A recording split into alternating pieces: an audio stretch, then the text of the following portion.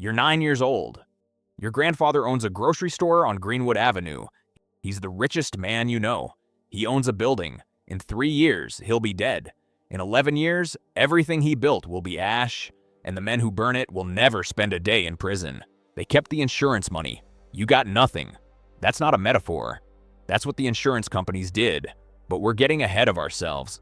Let's start where it started. Level 1. The porch. It's 1910. Tulsa, Oklahoma. You're sitting on your grandfather's porch. He points at the street. See that? Black doctor, black lawyer, black newspaper, black hotel, all ours. You're 9. You don't understand what he's really telling you. But you will. Because across town, white businessmen are watching Greenwood, and they're not impressed. They're calculating. Every dollar you spend in Greenwood stays in Greenwood. 19 times it circulates before it crosses into white Tulsa. 19. White Tulsa's dollars circulate once, maybe twice. Then they're gone. That's not a neighborhood. That's an economy. And economies get noticed. Level 2. The building. You're 22 now, 1913. You've worked 3 jobs for 4 years. Saved every penny. You buy your first building, a rooming house, 6 rooms, $1,200 cash. The bank wouldn't lend to you, so you don't use banks. You rent those rooms to men who work the rail yards, $2 a week. You save every dime. 2 years later, you buy the building next door, then the one after that. By 1918, you own 6 buildings, a grocery, a barber shop, a hotel. You have one rule: never sell to white buyers. Every property stays black. Every dollar stays black. You're not building a portfolio, you're building a floor for everyone who comes after you. Level 3. The doctor. It's 1920. You're a doctor now. Trained at a black medical college because white schools wouldn't touch you. Passed every exam Oklahoma could throw at you. You open your practice on Archer Street. Your patients walk through the front door, not the alley, the front. They sit in your waiting room like human beings. You deliver babies, set bones, treat influenza, charge what they can pay. Sometimes nothing. But you're reading the white newspapers now. The Tulsa Tribune. The language is shifting. Prosperous becomes arrogant. Thriving becomes aggressive. Independent becomes defiant. The language changed. Then the crowd came. Level 4. The headline. May 31st, 1921, 4 p.m. A 17-year-old shoeshiner named Dick Rowland steps into an elevator. The operator is a 19-year-old white woman named Sarah Page. What happened? No one agrees. It doesn't matter. By evening, the Tulsa Tribune prints this: "Nab Negro for attacking girl in elevator." The word assault is in the article. You know what that word does to a white crowd in 1921. The story doesn't need to be true. It needs to be useful, and within hours it is. Level 5. The courthouse. 7 p.m.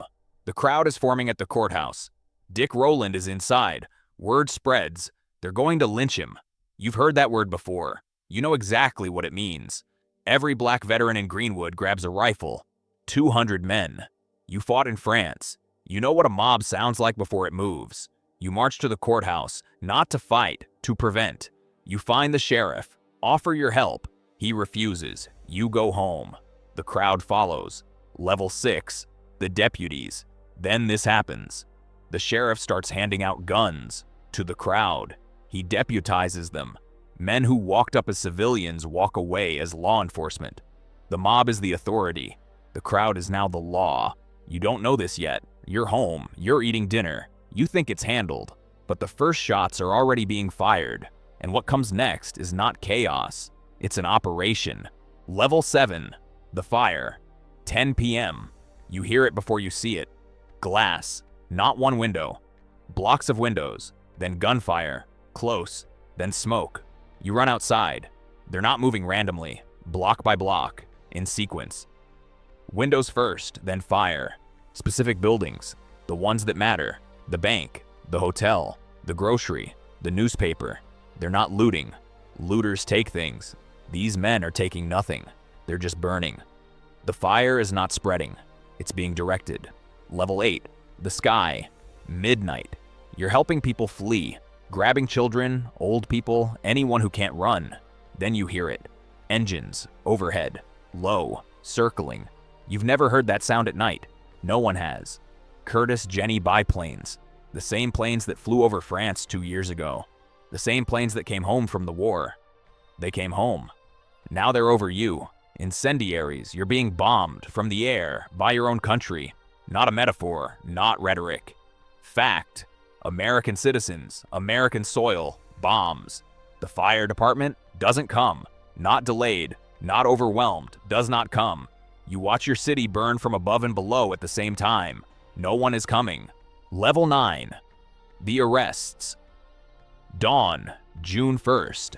The fires are still burning when the arrests start. Not the men with torches. You, black residents, thousands of you. Taken to Convention Hall, to the fairgrounds, held at gunpoint. To be released, you need a white employer to vouch for you. Your freedom depends on a white person saying you're useful. Level 10. The insurance. You file your claims. Denied. Everyone. But first, to get out of the internment camps, many of you signed documents, confessions, loyalty oaths, statements admitting participation in a riot. You signed because signing was the only way home. That signature was then used against you. If you admitted to a riot, the riot clause applied. If the riot clause applied, the claim was denied. The trap was built before the fire was out. 35 blocks, 19 times circulation, 11 years of building, the bank, the hotel, your home, your practice, 0. Level 11, the zoning. Within a week, the city passes new laws, larger setbacks, fire breaks, building codes that didn't exist on May 31st. What fire didn't finish? Policy will. Violence transitioning into administration. Same goal, cleaner paperwork. Level 12, the textbooks. Official death count, 36. Early estimates, 300. The math on that reduction is never explained. It will take a state commission, convened nearly 80 years later, to formally acknowledge that triple-digit casualties were possible. Possible. That's the word they used. Mass graves won't be officially acknowledged for 80 years. The documented property loss in 1921, $1.5 million in real estate, $750,000 in personal property. Adjusted to today, over $40 million in direct losses. The lost compounding wealth, the generational investment, the floor that was being built, hundreds of millions, gone. That number has no monument. Insurance, denied. Zoning, rewritten. Textbooks, nothing. 1,000 small decisions.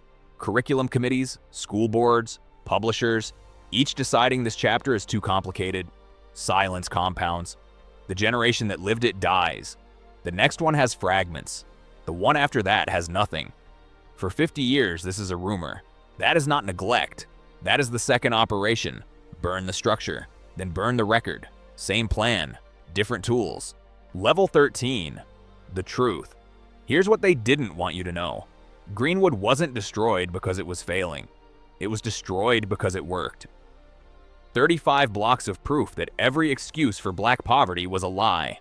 Proof that black people could build, could thrive, could generate wealth that stayed in their own community.